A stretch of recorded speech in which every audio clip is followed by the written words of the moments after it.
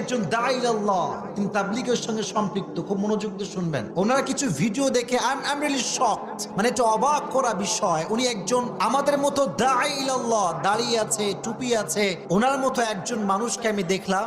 উনি নর্তকীদের নাচ গান যেখানে হয়, মদের বার, নাচের বার, সেখানেও ইসলামের সুমহান বাণী নিয়ে পৌঁছে গিয়েছে। সুবহানাল্লাহ আসতে পড়লেন যে, দাড়িও আছে, টুপিও মাথায় আছে, সোজা নারীদের নর্তকীদের নাচের যে আড্ডাখানা সেখানে ঢুকে গিয়েছে।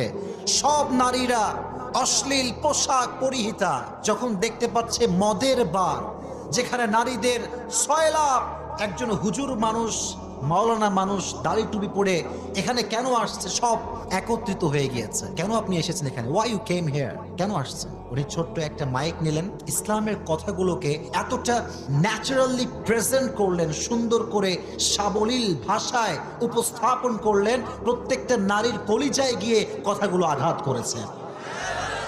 এত সুন্দর করে বুঝিয়েছে যে নারীগুলো পতিতা, যে নারীগুলো নেচে বেড়ায়, গেয়ে বেড়ায়, সবাই তাদেরকে দূর দূর করে দাঁড়িয়ে দেয় যে তুই তো গুনাহগার বান্দি, এদেরকেও ইসলামের কথা পৌঁছে দেওয়ার দরকার আছে না নাই? উনি এত সুন্দর কথা বলেছেন। ওই স্পটে, ওই জায়গাতে সমস্ত নারী হিজাব পরিধান করে পর্দানিশীন নারী হয়ে গিয়েছে। আবার ওনাকে দেখলাম যে উনি পৌঁছে গিয়েছেন নেশাখোরদের আড্ডাখানা, যেখানে সব মদখোর, গাঁজাখোর, বিড়িখোর সব একসঙ্গে বসে আছে। আমি অবাক হলাম, তাদের চুলগুলোর যে অবস্থা আপনারা দেখলে অবাক হয়ে যাবেন। এই পাশে নাই, এই পাশে নাই, মাঝখানে বিশাল বড় চুল। এই কাটিং বাংলাদেশেও আছে না নাই? পুরো লুকটাই চেঞ্জ করে ফেলে। আল্লাহ যে চেহারা তোমাকে দিয়েছে এটা হচ্ছে সবচাইতে সুন্দর চেহারা। সুবহানাল্লাহ পড়লেন না?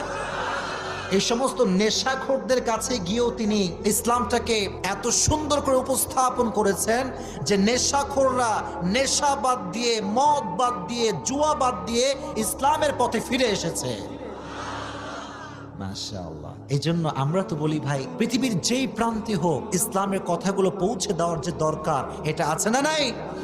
আর তুমি সবাইকে ইসলামের বাণী প্রচার করার তৌফিক দিব না? আমিন। সবার কাছে পৌঁছে দিবেন। ইসলাম কখনো কারো মাঝে বিভেদ করে না। There is no difference between black and white, between upper and lower, between the rich section of the society and the poor section of the society, between the member of the parliament and rickshaw puller. Everyone is equal, completely equal, 100% equal. There is no difference between them in the day of judgment. ঠিক কিনা বলেন? ইসলামে সাদা কালোর পার্থক্য নাই, ধনী গরিবের পার্থক্য নাই। আল্লাহর কাছে কিয়ামতের কঠিন ময়দানে প্রধানমন্ত্রী এবং রিকশা চালকের কোনো পার্থক্য আল্লাহর কাছে নাই। ইন্না আকরামাকুম ইনদাল্লাহি আতকাকুম। সেদিন সবচেয়ে দামি ব্যক্তি হবে সেই ব্যক্তি যাদের হৃদয়ে ভয় আছে একজনের। তিনি কে? যাদের হৃদয়ে আছে আল্লাহর ভয়, তারা কভু পথ ভুলে যায় না। পড়েন, আল্লাহর প্রেম ছাড়া এই দুনিয়ায় কারো কাছে কোনো